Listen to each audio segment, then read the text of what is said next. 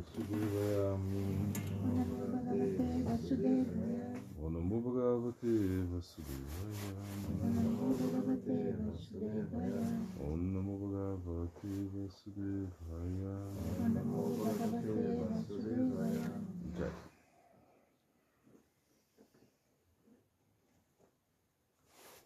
A gente começa com o espaço da Bhakti Pramod Purusha Maharaj. Jai. Bom, o servo do Guru deve ser livre do orgulho, não preguiçoso ou egoísta, estando livre do senso de eu e meu em relação à esposa e aos filhos, muito devotado ao Guru, não negligente, dedicado à investigação da verdade suprema, livre da inveja, não deve desperdiçar tempo em conversas frívolas. Então, bom, são características assim de um discípulo. Na realidade, quando nós pensamos em servo do Guru, não todos somos, de uma maneira ou outra, servos do Guru, porque o Guru ele está nos dando o serviço, né, de cantar o Santo Nome. Ele está nos dando o serviço de cantar os Gayatris, os Dikshas, mantras. Né? E o mais importante é a gente perceber que o Guru, a conexão com o Guru, ela é eterna e a todo momento nós vamos estar conectados com o Guru se nós lembrarmos do Guru. Né? Guru Vaishnava Bhagavan Tinera Smarana, Tinera Smara Roy, Vigna Vinashana Shei Roy, Nijavantita Pura. Então, Krishnadas Kaviraj Goswami ele explica que se você medita no Guru, se você medita nos Vaishnavas, se você medita em Bhagavan, então, tudo isso ele vai proteger, todos os obstáculos serão retirados da sua vida. Então, muito importante a gente trazer dentro de si essa meditação. A gente sempre lembrar do Guru, a gente sempre estar conectado com aquele aspecto que nos conecta a Krishna. Porque se não é o Guru, a gente não vai conseguir uma conexão.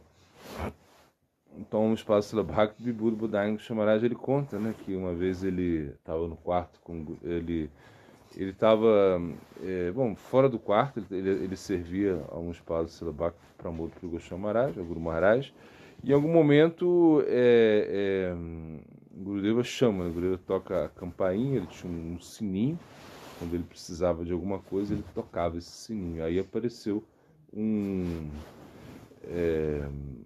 brahmachari, e ele acabou, quando ele escutou o sininho, então ele entrou e ele disse que ele prestou reverências a Gurudeva, né?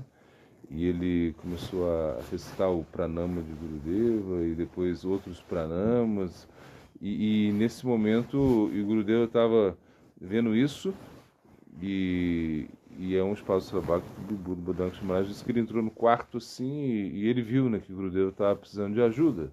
Parece que umas formiguinhas, essas formiguinhas vermelhas estavam picando o Gurudeva.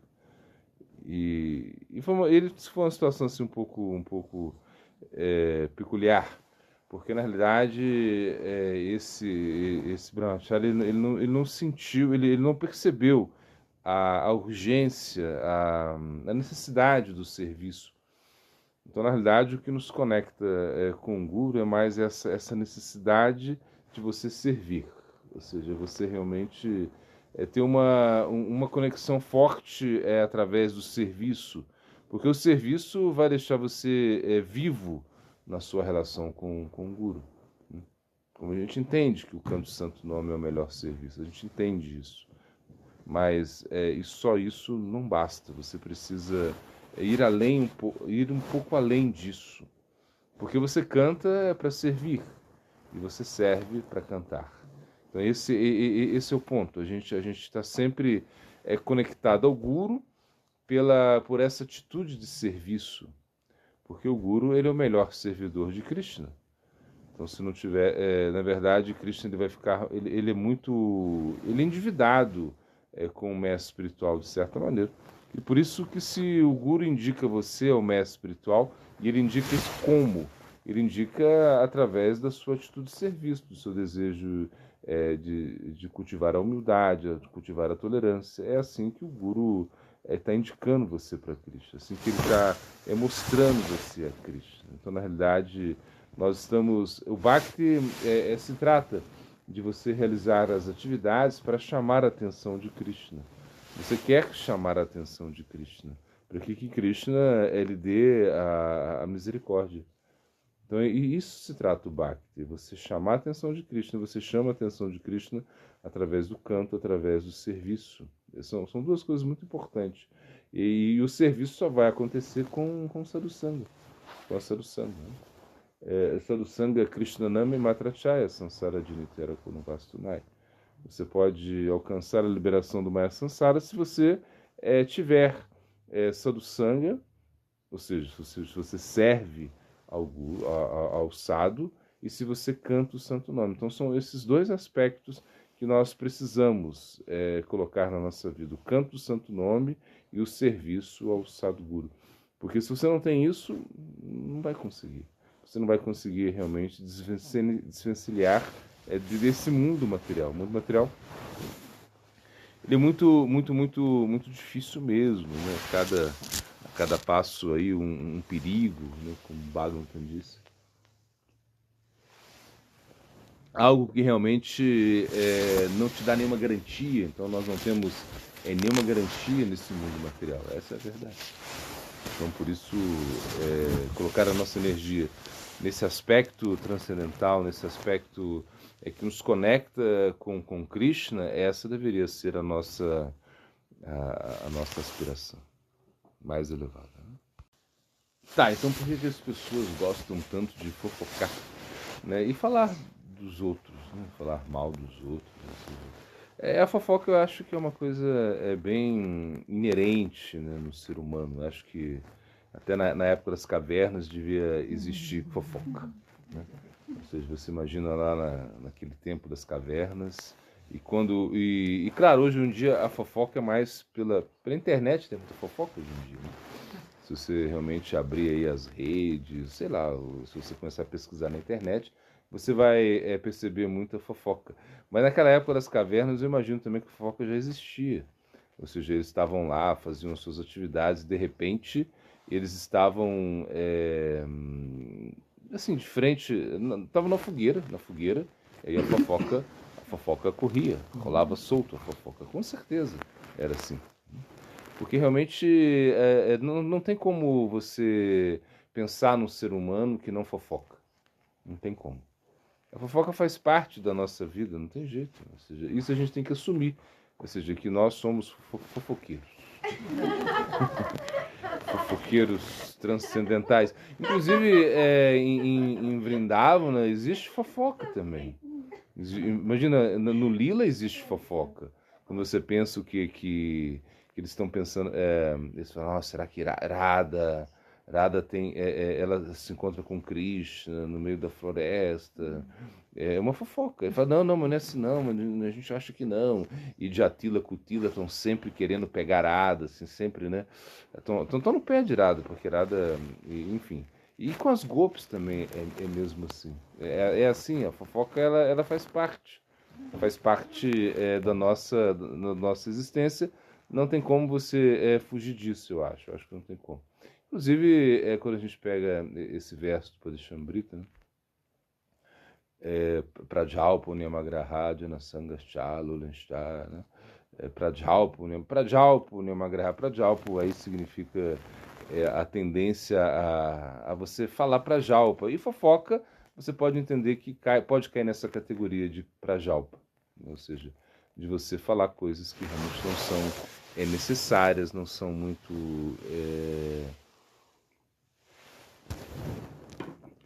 não são favoráveis para o serviço devocional. Isso vai, de certa maneira, minar o seu serviço devocional. Então nós deveríamos estar nessa fase onde você não quer fofocar mais, você não quer falar mais dos outros. É difícil, ou seja, porque nós vivemos em comunidade, mesmo que não seja em comunidade, você vai ter o seu círculo de amigos, né? E a fofoca, a família. Então sempre vai acontecer algo. Não, então eu não convivo com ninguém. mas tem internet, então a fofoca tá aí. Não tem jeito de você escapar disso, né? E, claro, eu acho que ela é prejudicial quando você realmente vive para isso, né? Ou seja, quando você realmente fica refém disso, o tempo todo você está pensando nos outros, o tempo todo você está as pessoas, né, entraram na sua mente, uma coisa assim. E você não consegue tirar isso, você não consegue se desvencilhar disso, está aí na sua mente o tempo todo. Então isso já é um problema sério. Agora, Baixo Cantaco mesmo, ele fala que para Jalpa, no seu comentário, né, do Poder Chambrita, ele fala a respeito dessa tendência a falar dos demais, e ele não fala que isso é uma coisa. Ele falou que isso existe mesmo. Ou seja, você falar dos demais, você falar das coisas que acontecem no seu meio ambiente, isso é normal. Isso não é uma coisa que você tem que se assustar com isso. Né? E quando você realmente trabalha também, imagina, ele fala que para Jalpa, a Prajalpa não se encaixa nisso. Por exemplo, você tem um trabalho, um serviço, um ambiente de trabalho. Então ali a fofoca tá. Ou seja, você vai falar dos outros. Então falar dos outros, assim, talvez não seja tão problemático, assim, em certo sentido. Claro, talvez a gente tivesse que ficar só meditando, só cantando o santo nome, só 24 horas por dia, né? Tana Marupa Charitadi, Sukritanana Smriti, Kramena Rasana Manasa, Nyoji Tistam Brajet, Tata Nurag Jananugami, Kalona aí, Akirito Padesha Shara, imagina.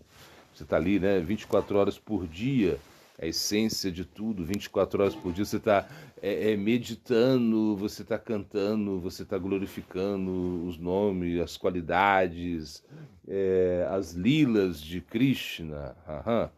Só que não. Só que não é assim. Ou seja, não é que a gente 24 horas por dia a gente está nisso, a gente não está, a gente está no mundo material, então não tem jeito. Então as coisas que acontecem ao nosso redor, no nosso meio ambiente, e mesmo a nível mais macro, a gente acaba se contaminando com isso. Ou seja, você precisa participar disso também, não tem como. Então a gente não pode ficar de uma forma artificial, né, reprimindo a nossa tendência a falar dos outros, porque isso é as manchetes. O que são as manchetes? As manchetes são as pessoas falando dos demais. Isso é as manchetes. As manchetes são assim. Então, são as notícias. Por isso que a gente quer saber das notícias. Quais são as notícias? Então, os meios de comunicação trazem as notícias, e geralmente são notícias assim estranhas. São notícias que realmente não são boas notícias. Né? Mas acontece essas notícias. Por exemplo, quando Prabhupada, né, ele tinha esse jornal Nadia Prakash. Então, todo dia ele publicava esse jornal, Nadia Prakash. E os brahmacharis saíam, né, anunciando Nadia Prakash, Nadia Prakash, todo dia, Nadia Prakash. São notícias, eram notícias. Só que eram notícias do plano transcendental. Até que um cavaleiro lá, ele pergunta para o próprio Bhaktisiddhanta, mas será que não vai faltar notícia? Porque todo dia vocês estão com um jornal aí. Ele falou assim, quantos jornais tem em Calcutá? O cara falou, tem 3, 4, uma coisa assim. Eu falei, então, imagina, Ekapati Vibhuti, ou seja, uma parte, né? Um quarto, sei lá, um quarto do mundo material. Tem 3 jornais, imagina. E em relação ao mundo espiritual, que é muito mais amplo, muito mais amplo. Você acha que a gente não consegue botar um jornal por dia? A gente pode botar um jornal a cada minuto, meu filho. Só que não vai ter cliente para ler tudo isso. Então por que a gente vai fazer um jornal a cada minuto, não é verdade? Então, essa era como o argumento para o Siddhanta. Então a gente vê o quê? A gente vê que realmente está faltando notícias transcendentais. Por isso que a gente fofoca tanto, eu acho. Porque se você, por exemplo, falasse mais de Krishna, você talvez esqueceria, né, das coisas que estão acontecendo ao seu redor. Então, quando Krishna fala, né, Machita, Magata Prana, Bodhanyantas, Paraspara, Bodhanyantas, eles estão falando sobre mim, esses meus devotos, né? Estão falando sobre mim. Então, se a gente continuar, se a gente pensa, se a gente pensa em Krishna, você vai falar de Krishna, entende? É isso. Então, mas agora a gente não está pensando em Krishna, está pensando em muitas coisas. E claro, o meio ambiente está aparecendo diante da gente. Então, as coisas estão acontecendo com as pessoas. E a gente observa isso. Os nossos olhos, eles estão mais voltados para o plano objetivo da existência. Isso que está acontecendo. E é por isso que a gente fala tanto das coisas que acontecem no mundo externo. Será, não, o Brasil ganhou, o Brasil perdeu, sei lá, futebol, uma coisa assim, ou é a política que a gente está falando, porque são coisas que realmente até nos influenciam também. Não é que a gente pode, como é que a gente vai ficar, são coisas, sei lá, aumentou a conta da luz, sei lá, faltou a energia não sei aonde, você entende que isso é uma coisa que está influenciando a gente, e de certa maneira é bom. Por exemplo, falando em bom, quando Srila Bhom Maharaj, né, Srila Bhakti-Hridaya Bhom Maharaj, ele foi para os Estados, para a Inglaterra, ele foi pregar, foi o primeiro pregador, assim, foi um dos primeiros pregadores a sair da Índia para o Ocidente. Então ele foi conversar com o Srila Maharaj. O que o Srila Maharaj falou para ele? Ele falou assim, ó, leia jornal. Esquece o Bhagavatam, lê jornal. Uma coisa assim, esse foi o conselho de Srila Maharaj. Por quê? Você precisa estar informado do que está acontecendo, né? Esse era o caso, ele era um pregador, então como é que ele ia chegar lá só com Chaitanya Mahaprabhu, Krishna, Radha? Não tem como, ele tinha que se interagir com o que está acontecendo no mundo. Né? Um pregador, por exemplo, ele precisa saber o que está acontecendo no mundo. Uma pessoa que está pregando. É uma pessoa que está falando de Cristo, ele precisa saber. Se ele não sabe, é difícil. Imagina, ele não sabe nada. Ele está só harikata. Não é difícil você ver os grandes pregadores, mesmo Cesara Maharaj, imagina, ele sabe de tudo. Assim. Ele era um pregador assim, mais introspectivo, a gente pode dizer. Ele não saía tanto, nunca saiu tanto. Assim, em algum momento ele deixou de sair para pregar e ficou mais isolado. Mesmo assim, ele sabia de tudo. Ele escutava rádio. Naquela época o rádio era proeminente. Ele ficava escutava as notícias, assim, né? Imagina, então ele dava exemplos, assim, como, por exemplo, ele falava da caixa preta, né? Do avião. Então ele deu um exemplo da caixa preta do avião, uma coisa assim. O Zé fica, nossa, caixa preta, como ele sabe disso, né? Como ele mesmo o próprio Bhaktisiddhanta, imagina, você podia perguntar qualquer coisa para ele sabia, qualquer coisa. Então ele leu lá, ele estava Napoleão, Bom, é um pregador, é diferente. No nosso caso que a gente não está aí pregando, a gente não está fazendo muita coisa, mas a gente precisa ter uma conexão com o mundo, senão, e se você tem uma conexão com o mundo, você vai fofocar, não tem jeito. Agora, quando a fofoca ela é destrutiva, é que é o problema, acho que é o problema, porque falar dos outros, eu acho que não tem tanto problema assim. O problema é quando você fala dos outros com malícia. E quando você fala mal dos outros também, sei lá, não é bom. Eu acho que não é bom você ficar falando mal dos outros. Mas se as coisas ruins acontecem com os demais, você vai falar bem, você vai falar mal. Você vai falar o que não é que você vai falar mal. Você vai falar o que a realidade na realidade, né? Você vai falar a realidade, o que está acontecendo. Agora, quando você começa a usar malícia, aí eu acho que está o problema. Quando você começa a falar dos outros com malícia, querendo prejudicar, com muita inveja. E aí é o problema. E aí a gente deveria fazer Vatchovega. Né? Você controlar a língua, não falar, porque realmente existe malícia, e se existe malícia, existe um prejuízo na sua vida espiritual. Porque toda vez que você coloca malícia na sua vida, e começa a falar mal dos outros, assim, com malícia, esse que é o grande problema, eu acho. Porque falar das pessoas, eu acho que isso não tem tanto problema. Desde que você entenda que existe um limite também. Você tem que ficar falando dos outros o tempo todo, não. Você tem que praticar, tem que fazer tantas coisas. Na verdade, você não tem nem tempo de falar, né, dos outros. Isso é verdade. Você não deveria nem ter tempo, porque o seu tempo já é muito limitado. Você ficar falando dos outros. Você não tem tempo para você. Você não tem tempo para ler o Bhagavatam, você não tem tempo para ler o Chaitanya. Você não conseguiu ler o Bhagavatam, você não conseguiu ler o Chaitanya Charitamrita. Você não conseguiu ler nem o Bhagavad Gita, desculpe falar. Então, se você, por que você vai ficar falando dos outros? Vai dedicar. Você tem tantos versos para aprender, mas a nossa listinha ela é pequena, 200 e tantos versos. Mas, claro, porque nós somos assim mais limitados, né? Nossa língua, enfim, a gente não consegue, né, aprender tantos versos. Mas, imagina, olha o que você precisa fazer: cantar 64 voltas. Aí, se você tem tempo, aí, se você vai ver que você não tem tempo para fofocar, em certo sentido, né? Mas não é isso que acontece. Então a gente fofoca porque a gente está aí como, né, muito absorto na matéria. Então eu acho que não é tão ruim, assim, você falar dos outros, eu acho que não é tão ruim no nosso nível. Você também, né? Nós não somos como Raghunath Das Goswami, que estava lá cantando, tão absorto no cantar do Santo Nome, que um tigre estava tomando água do lado dele, ele não viu o tigre.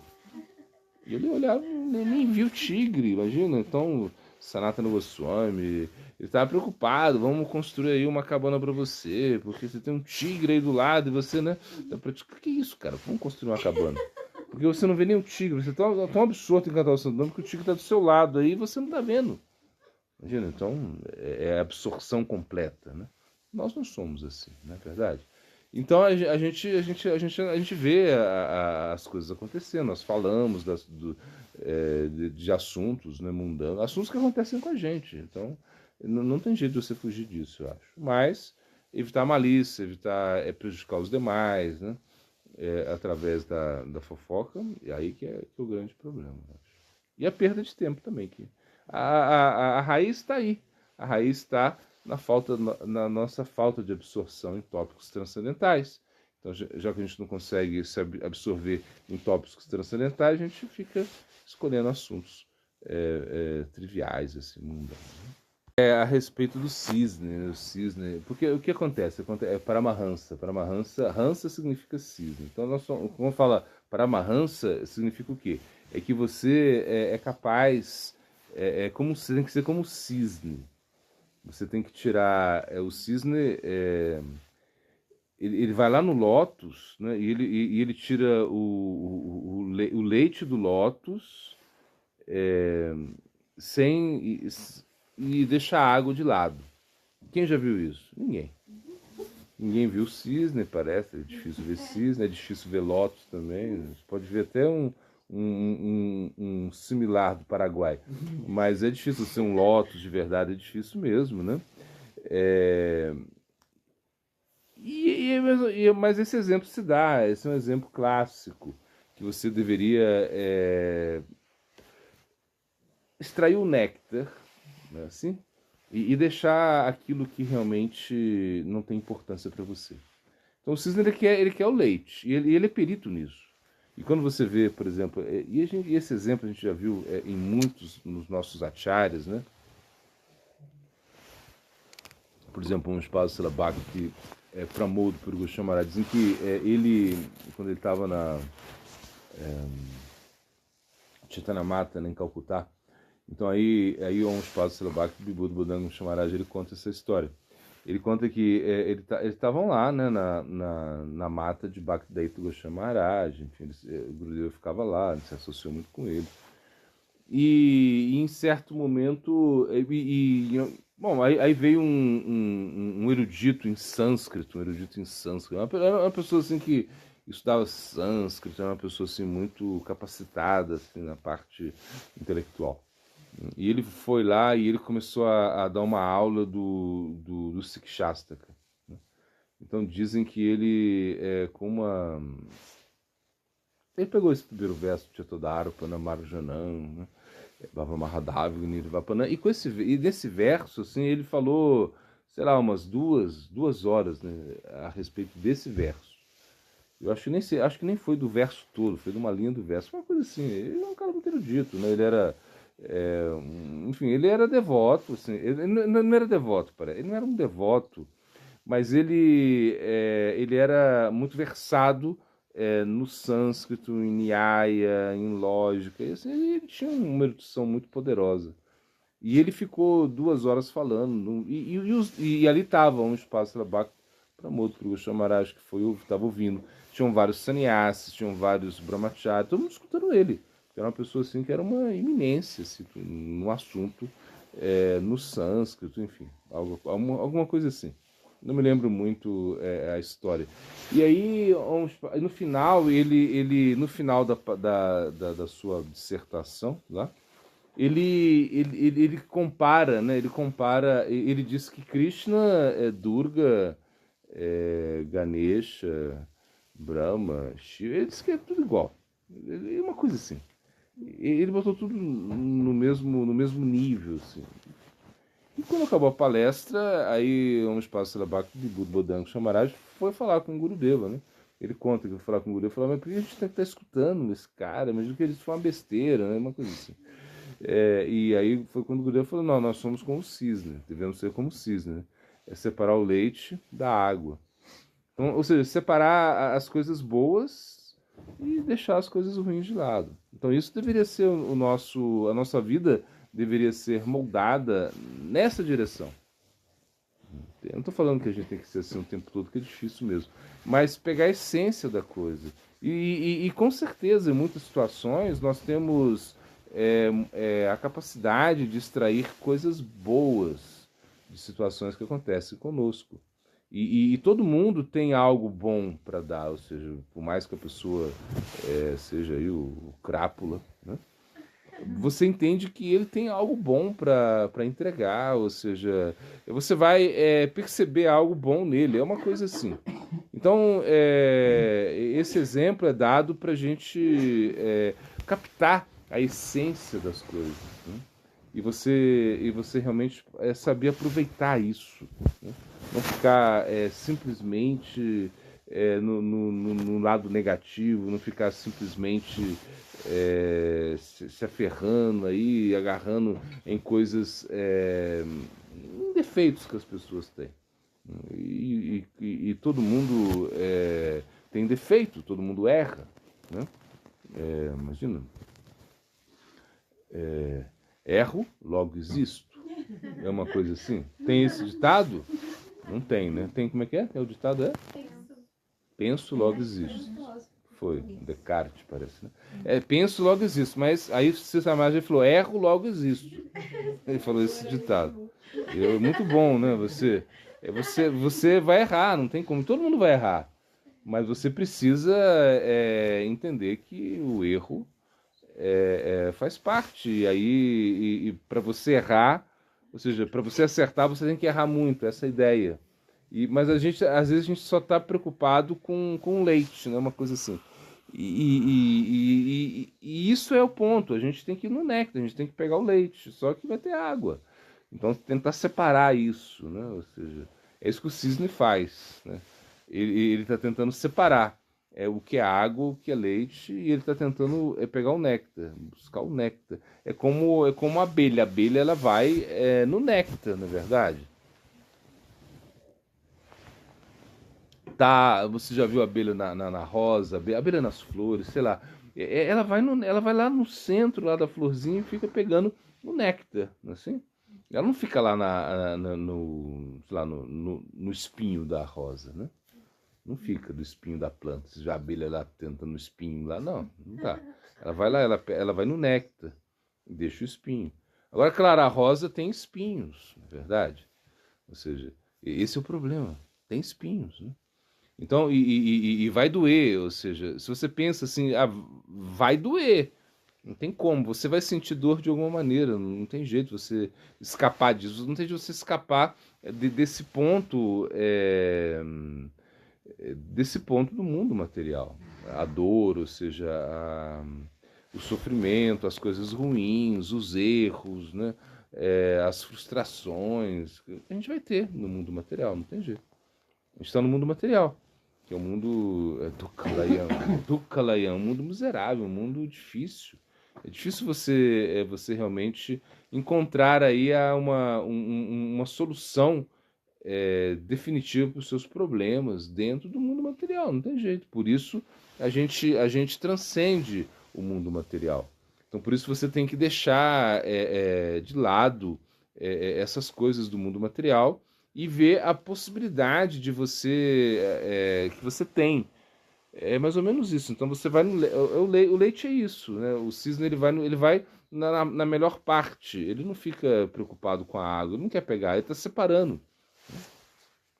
Por exemplo, as pessoas elas ficam muito encucadas assim com o mundo material, porque tem tanto sofrimento, porque você está aqui, que qual foi o erro? Será que você escolheu? Foi vontade própria? Deus é bom, Deus é mau.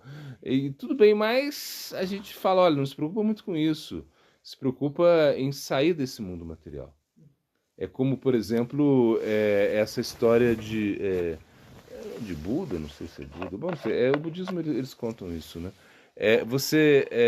Foi Buda que falou, né? Não sei se foi Adi Buda, Gautama Buda, enfim. E ele fala, né? Quando você recebeu uma flechada, né? Você tá lá, de repente você leva uma flechada. A primeira coisa é tirar a flecha do corpo, entende? Mas o que a gente. Mas, quando você leva a flechada, você tem que tirar a flecha do corpo. Mas não, você levou a flechada. De onde veio essa flecha? Qual foi a direção dessa flecha? Quem te atirou essa flecha? Qual o ângulo? Não, peraí. Por que atiraram a flecha? Não, você não fica pensando nisso. Você tem que tirar a flecha. Depois você pode até querer saber de onde veio a flecha, como foi a coisa, quem atirou, qual foi o ângulo da flecha, a trajetória. Você pode querer saber disso, sim, mas a princípio você tem que tirar a flecha. Foi o que ele falou, e é verdade. Agora você tem que sair do mundo material, poxa. Não tem que ficar aí, né? Se preocupando muito com as coisas. Então, a gente tem que ter essa visão, uma visão mais essencialista, de você ir lá e pegar o néctar, pegar a essência da coisa. E quando você agarra a essência, aí fica mais fácil, ou seja, porque você entendeu que você é a essência, que você precisa... Em essência, você é alma espiritual. Esse é o ponto.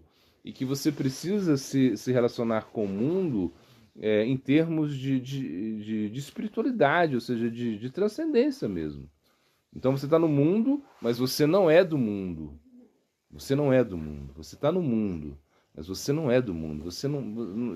Você é a energia superior para Prakriti. Imagina, você é diva, é divátima. Você é uma energia superior, né? Aparemananstuam. Aparemananstuam. Mas o que eu estou falando é que existe outra. Você faz parte de outra energia. E é o que Krishna fala também, quando fala Davim Prakriti Ashritaha. Ele fala, você tem que se refugiar nessa minha energia divina, superior. Então, tipo assim, o leite, sei lá, o leite é superior. O cisne quer o leite, ele não quer a água. A água tem um lago lá, pô. Por que ele vai entrar no Lótus para pegar água? Se ele está no lago, imagina, seria muito burrice da parte dele. Mas ele vai no leite, sei lá, porque vai nutrir ele. Então é mais ou menos isso que a gente tem que fazer. A gente tem que ir no ponto central da coisa, né? Que é você realmente se conectar com Cristo, se você se conectar com a espiritualidade, você realmente entender que você tem um corpo e esse corpo ele está prontinho para conexão, prontinho. Como você tem um corpo humano, você tem que entender que ele está pronto para se conectar. Tá tudo aí, é perfeito, é perfeito. Ele é para isso mesmo, esse corpo humano. O corpo humano não é para ficar correndo 42 quilômetros. Né? Não é. Imagina, é uma coisa... Esses dias a gente viu, né, o cara que correu 42 quilômetros, uma maratona, ele correu uma maratona todo dia. Todo dia ele corria uma maratona, imagina. 366 dias de maratona. O corpo humano não é para isso. Não é para você querer ser rápido. Em 100 metros você querer fazer, sei lá, não sei, 8 segundos, 7 segundos. Não, o corpo humano não é para isso. O corpo humano é para você realmente se conectar com Krishna, ou seja, você realmente praticar a vida espiritual. Para isso é o corpo humano. Para isso você tem esse corpo humano. E para isso você tem essa capacidade de conexão com Krishna. Então a gente precisa aproveitar isso, né? E aí é mais ou menos o que o cisne faz, ele vai no leite. Então a gente tem tanto néctar. Imagina, você tem o Bhagavad Gita, você tem o Chaitanya Charitamrita, você tem o Srimad Bhagavatam, você tem o Bhaktarasamrita Sindhu, você tem... Ai, você tem tanta coisa. E você se preocupa com as coisas que não têm importância, poxa. Então esse é o problema, a gente não está colocando energia na nossa vida como deveria ser. Imagina aí, o tempo está passando e a gente não percebe isso. Imagina. Que a gente é como é como se a gente estivesse agonizando. A nossa vida é isso. Uma agonia. Você está aí, de repente, você está como se você estivesse agonizando para morrer. Pode ser que você vai morrer daqui a 20 anos, a 30 anos, 40 anos, mas pum, você vai morrer. Imagina, uma coisa assim que... então não tem solução para esse mundo material, não tem solução para nada que é matéria. Não existe solução. E para o seu corpo material também não tem solução. Por mais que você faça yoga, siga Ayurveda, por mais que você... Não adianta. Uma hora vai dar errado. Uma hora vai dar um piriquipaque aí, já era. Então é isso. Você precisa entender que a essência, ou seja, no caso aí que ele fala, o leite, é separar as coisas, né? Separar as coisas na nossa vida. Se pegar mais a essência... E o que é formalidade, você não se preocupar tanto com isso. Como reconhecer o sentimentalismo, né? Qual é o perigo do sentimentalismo, se a gente consegue transformar esse sentimentalismo em algo positivo na nossa vida.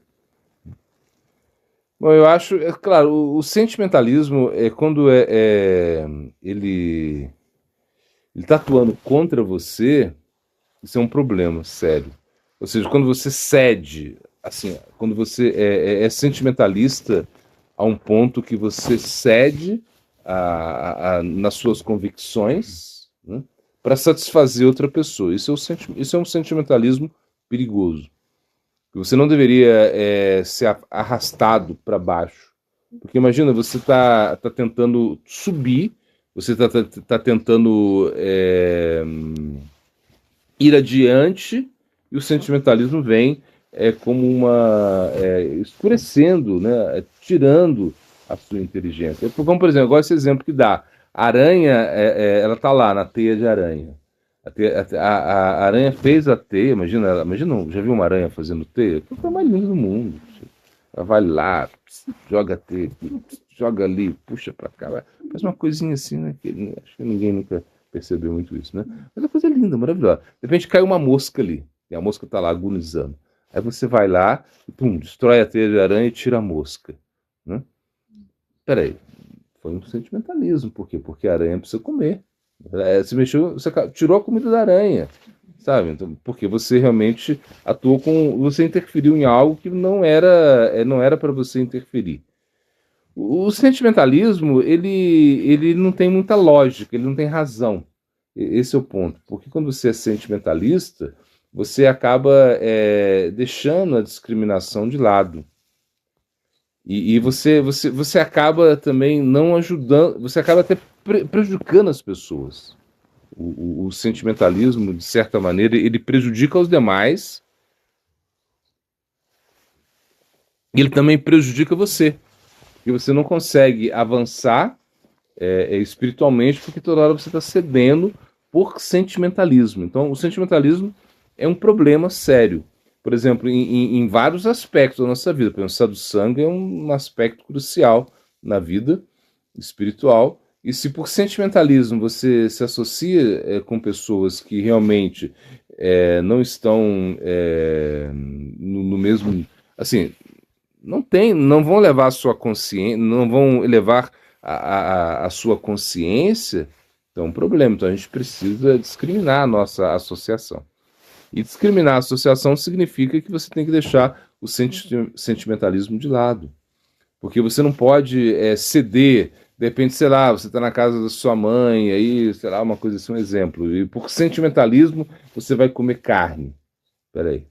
Não pode. Você chega lá e fala, sou vegetariano, sou estritamente vegetariano, tipo assim, uma coisa assim. Você não deixa que o sentimentalismo ganhe espaço nesse sentido. Com você mesmo, você não pode ser sentimentalista. Com você mesmo, você tem que ser o mais racional possível, usar a inteligência, discriminar. Então o sentimentalismo ele vai sair da sua vida nesse sentido. Então você já vai ganhando espaço aí. Você vai realmente vencendo batalhas porque você não cede mais. E quando você não cede mais, a pessoa ela entende a sua posição firme. Posição firme. Então, por exemplo, alguém diz, não, vamos lá, vamos jogar futebol. Eu falo, não vou perder meu tempo jogando futebol. Assim, por quê? Porque você tem uma conduta espiritual que não permite você jogar futebol. Eu não estou falando que estou dando um exemplo só. Né? E claro, você tem que se divertir, eu acho que tem. Futebol pode fazer parte da sua diversão, futebol, no caso. Mas é no sentido assim, que você não perde tempo, você não desperdiça tempo. Porque na vida espiritual o tempo é uma coisa muito valiosa. Imagina, eu tô querendo aí mais 15 minutos, 20 minutos, meia hora a mais aí para poder utilizar isso para Cristo. Entende? Então, na sua vida pessoal, na sua prática pessoal, você não pode deixar que o sentimentalismo entre. Porque se ele entra, ele vai te prejudicar. Então você pratica, por exemplo, não, por exemplo, hoje é Kadashi, você pode jejuar, você tem capacidade para jejuar, e você vai jejuar, por exemplo, né, você tem a força, sei lá, você pode jejuar fazendo Nirjala Ekadashi, você pode nem tomar água em Ekadashi, mas de repente você vê que as pessoas também, elas estão ali, elas estão comendo, elas te oferecem algo, aí por um sentimentalismo você cede, aí você vai comer. Não. Então isso é ruim. Agora, claro, se é um Vaishnava, tem esse passatempo, né, como Cícera Maharaj, que ele chegou um sannyasi na mata de Cícera Maharaj e era Ekadashi nesse dia. Então ele estava lá, o Maharaj estava lá, estava tocando mridanga, pulando, fazendo kirtana. Ficou assim o dia inteiro assim, cantando, fazendo kirtana. E aí Cícera Maharaj, uma hora lá, chamou ele e falou, Maharaj, honra prachada comigo aqui, aceita prachada comigo. Ele falou para o Cícera Maharaj, falou, olha, eu, assim, pela minha. Eu tô muito. E o Samar falou assim: nossa, eu tô impressionado com você, né? Você tá jejuando, você tá fazendo tantas. Fazendo kirtan, você tá cantando o santo nome com tanta energia. E peraí, toma uma prachada comigo, toma uma prachada comigo. E nesse momento, né, o sannyasi falou assim: olha, eu tô acostumado a fazer isso, e a fazer Nirjala Ekadashi, a jejuar sem tomar água nos Ekadas, e fazer tudo que eu estou fazendo. E normalmente eu não comeria, mas como um Vaishnava está me chamando para comer, eu vou aceitar essa prachada. Porque você está me chamando. Aí ele comeu, você mais ficou muito feliz. E ele falou assim, ele entendeu o que é Gaudiya Vaishnavismo. Então, veja bem, a gente tem que saber moldar a coisa. O sentimentalismo te leva para baixo.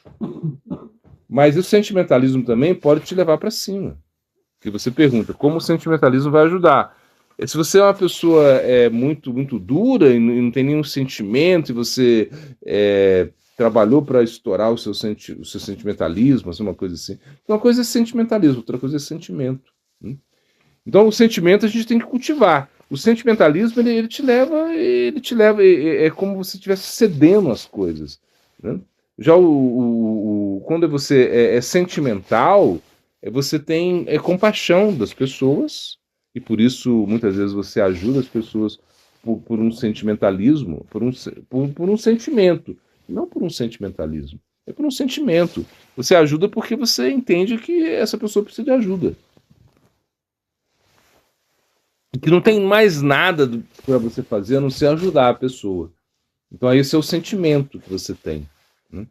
Então, por exemplo, quando você tem um sentimento que você precisa ajudar, mesmo é que as pessoas não mereçam, sei lá, mesmo que você vê que não vai adiantar nada, você tem que ajudar, porque é o sentimento que você tem, não é sentimentalismo. Então, conosco, ou seja, com a nossa conduta própria, você tem que tirar todo o sentimentalismo. Mas com os demais, você tem que cultivar o sentimento. Ou seja, por quê? Porque esse sentimentalismo, ele te ajuda também.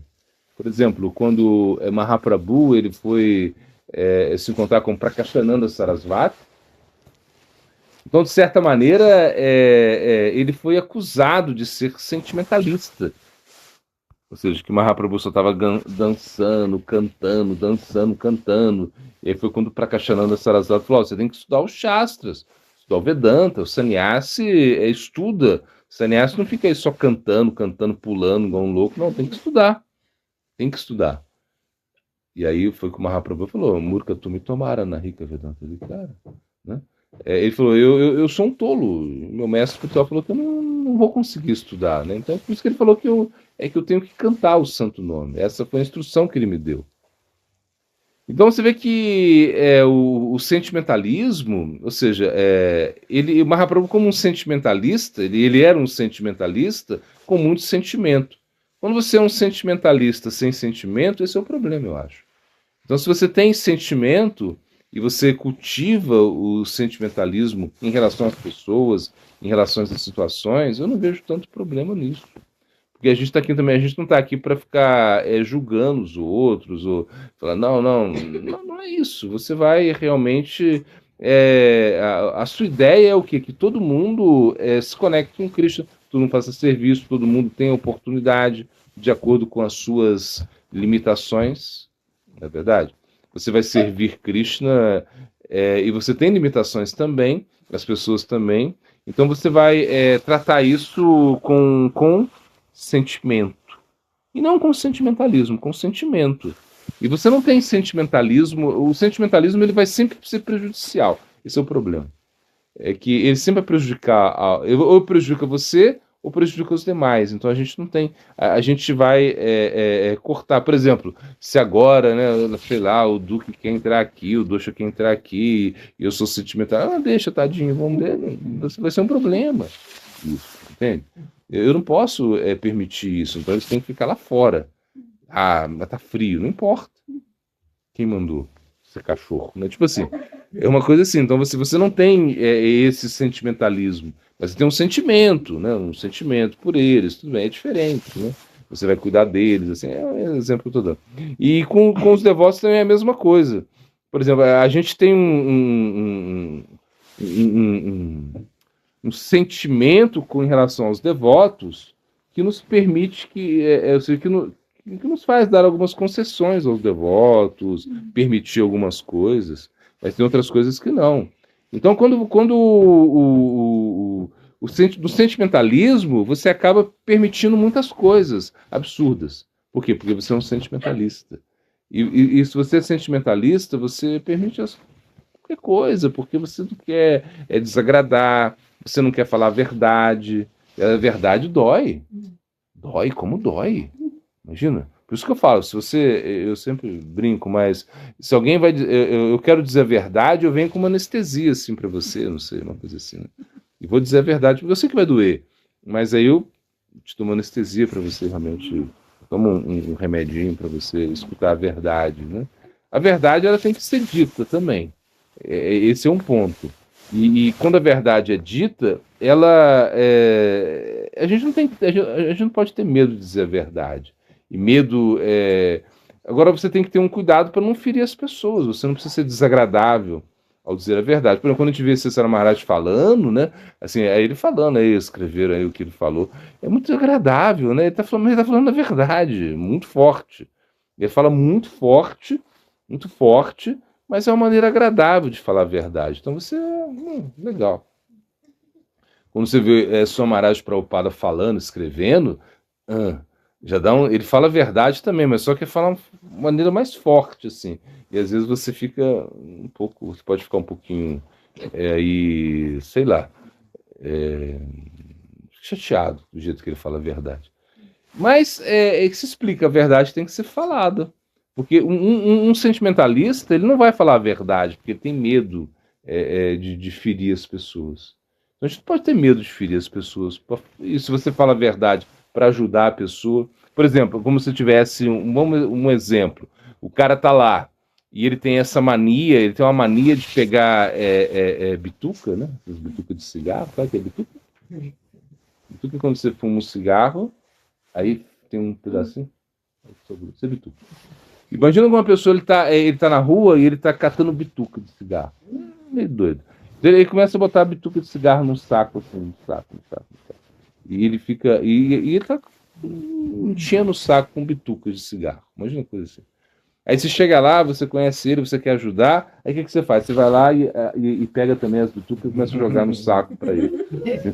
Tem mais uma aqui, então. Outra ali, pega ali, vamos lá, vamos te ajudar a pegar as bitucas. Você acha que está sendo amigo dele? Não está. Você fala, peraí, você está fazendo isso, vamos no médico, uma coisa assim, você para com isso, né? Você tenta explicar a ele. Você tá sendo. Você não está sendo sentimentalista. Você está tendo um sentimento em relação a ele. Então, o sentimento, ele é muito mais forte. É como assim, se você tem sentimento, se você tem realmente desejo de ajudar, você vai falar a verdade e você não vai ter medo de falar a verdade. Porque às vezes a gente tem medo de falar, essa é a verdade, a gente tem medo, né, de falar a verdade. A gente tem medo que a gente quer ser muito bonzinho, mas não é isso. Você não pode ser, não é nem tão assim bonzinho assim. Não é, são coisas que realmente fazem parte da nossa vida. Então, a gente precisa. Isso eu estou falando assim, claro, com as coisas que nós estamos relacionados, que são as pessoas que são importantes para a gente, as pessoas que estão convivendo, né, na nossa vida espiritual, coisas assim. A gente tem que dizer a verdade também. E aí, porque mas se diz a verdade com o sentimento de ajudar, tá ótimo. Agora, o sentimentalismo fica aquela coisa assim, você fica só, não vou falar, eu tenho medo de ferir, não vou dizer isso, não vou... o sentimentalismo assim, sempre é para baixo, esse é o problema do sentimentalismo. Ele sempre te leva... Você agiu com sentimentalismo e você está sendo como puxada para baixo e você só vai... Você não sente que você está avançando com sentimentalismo, entende? Já com sentimento, não. Você, ainda que você tem sentimento, o sentimento te leva para cima. O sentimentalismo te leva para baixo. A gente não deveria eliminar o sentimento. Assim, o sentimentalismo da nossa vida espiritual é uma coisa muito ruim, sentimental, ficar cedendo as coisas, sempre querendo fazer a vontade das pessoas por um sentimentalismo, ou deixando que as coisas aconteçam assim, não vou falar nada que vai ser chato. Não, tem que, né, como disse Jesus Cristo, se você quer a paz, prepara-te para a guerra. É uma coisa assim, você tem que brigar, você tem que, assim, cara, é uma coisa assim, não tem como. Agora, já isso é o sentimento que você tem que ter para que a coisa funcione. É sentimento. E sentimentalismo. Então, o sentimento te eleva, o sentimentalismo vai ser prejudicial para a sua vida espiritual. Aí o pessoal com a japa mala, né? Você tá olhando, que legal, eles estão. Eu também quero um. Nossa, deve ser muito legal. O que eles enfiam? O que eles estão fazendo com essa mãozinha dentro do saquinho, gente? Eu quero uma dessa para mim também.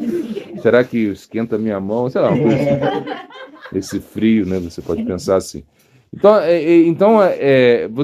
o canto do Santo Nome, você pode cantar o Santo Nome sem ter a japa mala. A japa mala é mais para você o quê? É para você contar o quanto você canta.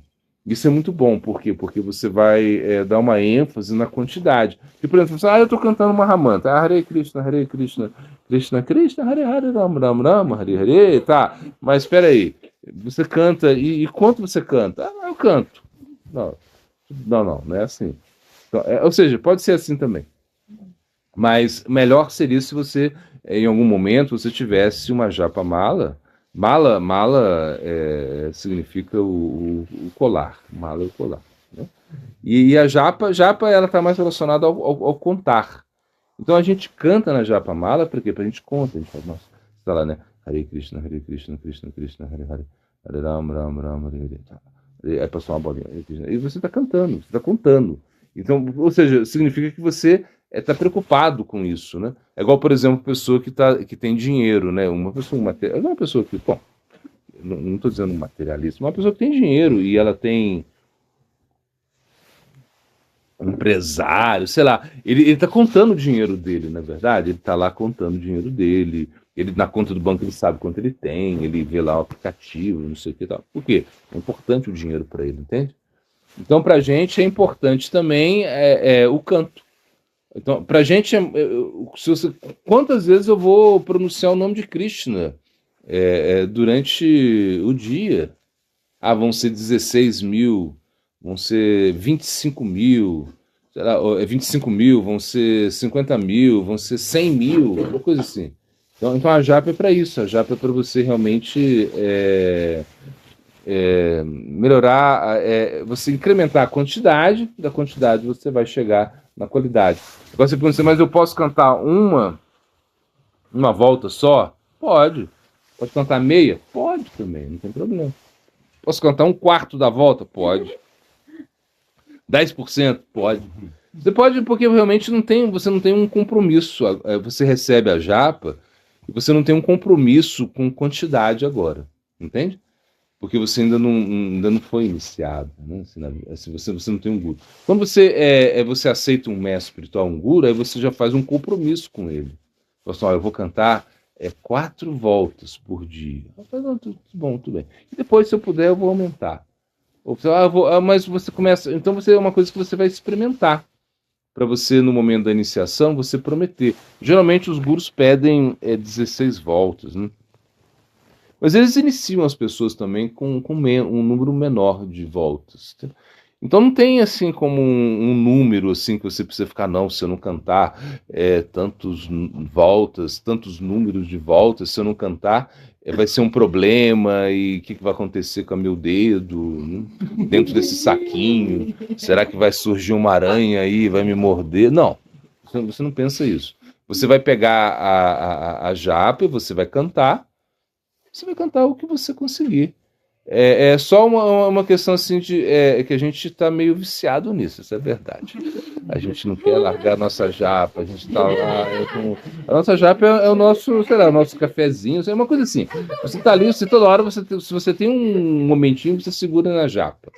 E você está na japa, você está cantando, e você, pega mais um pouquinho, eu vou cantar mais 3 voltas agora, eu vou ter que dormir, mas eu vou cantar mais um pouquinho de dormir, claro. Porque você fica, é uma coisa assim, você acaba se conectando muito com Krishna através da japa. Porque toda vez que só de você segurar a japa, nossa, Krishna fala, vai cantar. Krishna está feliz, assim, tá feliz demais. Por quê? Porque ele está cantando meu nome. Imagina como, por exemplo, sei lá, eu estou aqui, vamos supor, eu tô passando aqui. Aí, de repente, alguém tá falando assim, nossa, olha lá tá o Maharaj, olha como ele é legal, olha o Maharaj que não sei o que. Eu falo, nossa, eu vou ficar aqui, nossa, eu tô falando de mim. Então, é mais ou menos isso. Quando você tá falando o nome de Krishna, você tá falando assim, não, eu quero bem-aventurança. Quando você fala Krishna, significa bem-aventurança. Fala Krishna. Eu quero ser feliz também. É mais ou menos isso. Eu quero deixar esse mundo material. Eu não quero ficar só nesse mundo material, só aceitando as coisas do mundo material. E você está como deixando de lado a energia material e está se conectando com a energia espiritual, Krishna. Então a japa é uma coisa assim incrível.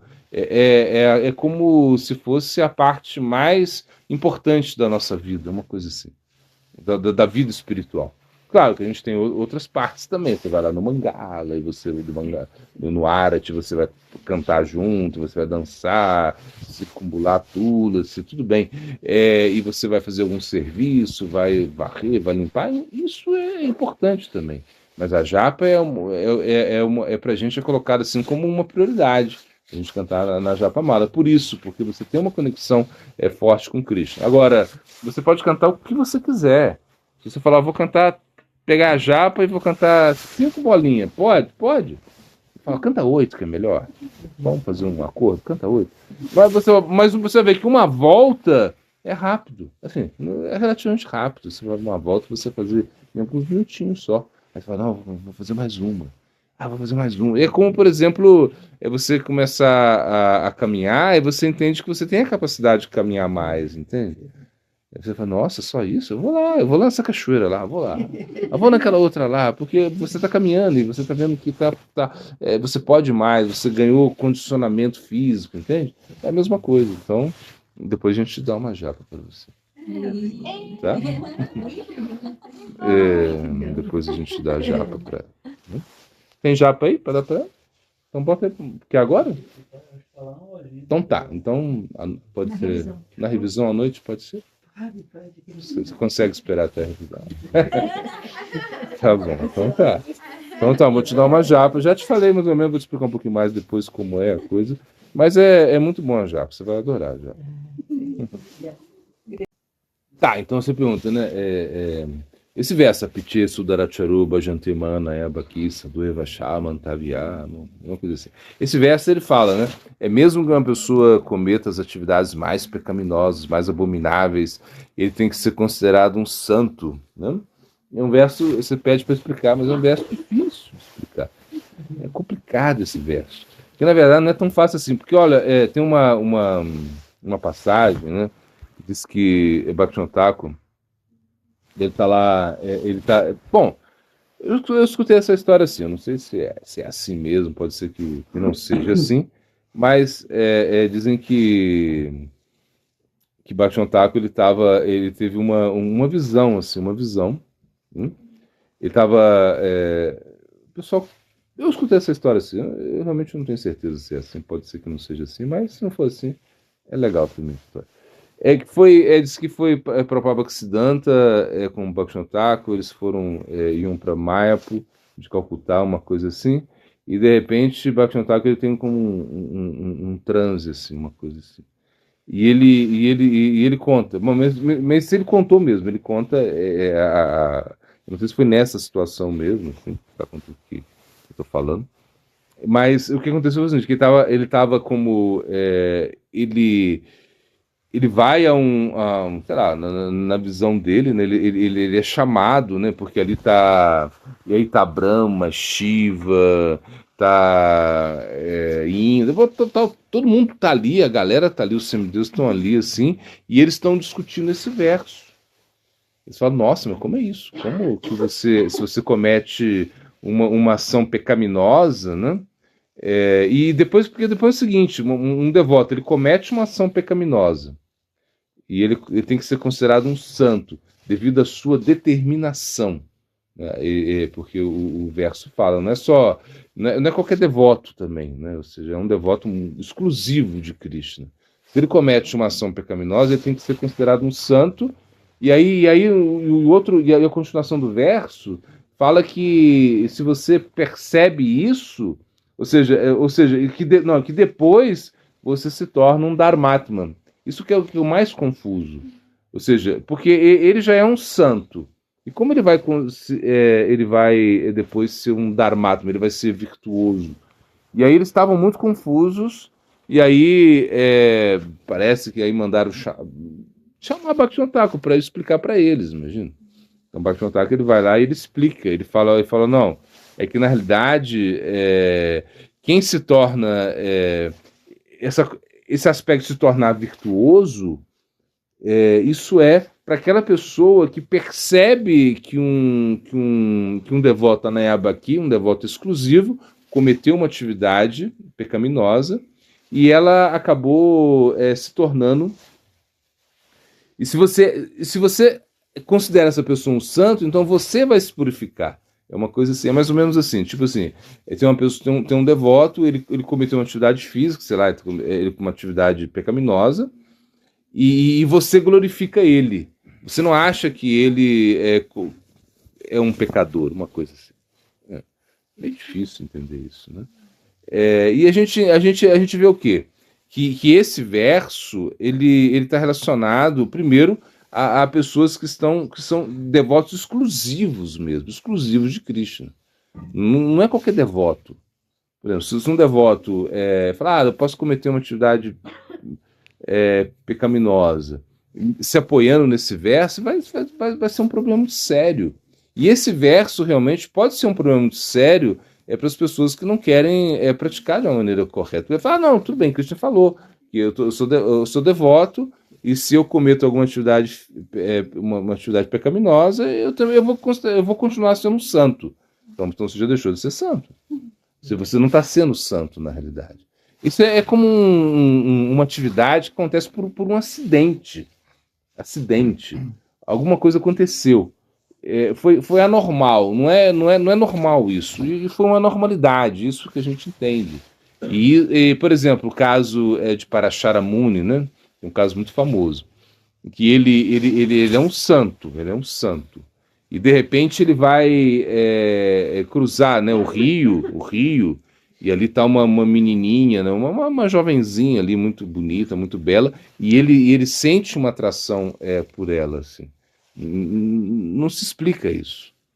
E ele chega, né, faz uma proposta para ela, e ela fala, não, ela falou, não, mas eu sou. Todo mundo vai ver. Aí falou, não, peraí. Pum. Os poderes místicos dele, aí a neblina baixou. Ela falou, não, mas eu sou virgem. Não tem problema, você vai ficar intacta. Tá. E aí, o que acontece? Acontece que disso sai Vyasadeva. Ou seja, Vyasadeva vem de Satyavati, né? Assim? Que é filho de Parasharamuni. Então isso foi uma coisa que não foi uma coisa assim, foi algo que a gente pode dizer que é um Shubhakarma, um karma assim, muito, muito especial, muito, muito, muito belo. Shubhakarma é uma coisa assim, muito especial acontece. E aí daí, aparentemente uma coisa muito estranha aconteceu aí, imagina um sadhu se relacionar com uma jovenzinha, mas daí vem Vyasadeva. Então esse verso é um verso bem polêmico, assim, que é difícil de compreensão. Ou seja, não é uma coisa assim que você pode até mal interpretar isso, né? Então é quando acontece algo por acidente, algo assim que se fugiu das mãos. Ou seja, não é uma coisa premeditada, não é uma coisa que você não é por uma não é nenhuma debilidade, entende? Não é uma debilidade, não, porque ele cometeu uma atividade pecaminosa por uma debilidade. Não, não é isso. O verso não fala isso. Por quê? Porque a pessoa o devoto ele tá como uma absorção constante na prática. É como uma pessoa impecável que comete um erro acidentalmente. Ele cometeu um erro. Alguma coisa aconteceu e esse erro, ou seja, de um erro desse devoto aconteceu uma atividade pecaminosa. Então não é assim você se apoiar nisso, né, para fazer uma atividade pecaminosa, para cometer uma atividade pecaminosa. Isso já seria uma ofensa, é diferente, né? E quando você se apoia no canto do santo nome para cometer atividades pecaminosas, isso já acaba sendo ofensa. Você fala assim, não, eu estou cantando, então eu posso cometer uma atividade pecaminosa porque o canto do santo nome vai me proteger. Então você está complicando a sua vida, né? Então o verso como você entende esse verso, assim, resumindo. É complexo entender, não é fácil, não. Mas é que isso é um devoto exclusivo, assim, a prática dele é exclusiva, não é que é um devoto Ananya Bhakti significa que ele está pensando o tempo todo. Ananayas Chintayantomam, né, Didjana Parupachate. Ou seja, ele está o tempo todo pensando em Krishna, o tempo todo praticando, ele está muito absorto, e esse devoto comete uma atividade pecaminosa. Então, o verso diz isso. Não, porque de repente a pessoa está lá, não, mas eu cometi uma atividade pecaminosa, mas eu estou cantando, eu sou um devoto. Não é isso. Não é isso. Você vai pagar a reação, é diferente. Esse devoto que deve ser considerado um santo é esse devoto exclusivo. E ele comete uma atividade que foi uma atividade estranha que aconteceu, mas foi só um acidente de percurso. Mas ele continua praticando. Ele não tirou isso, isso não diminuiu a absorção dele. Então, por isso que ele é considerado um santo, né?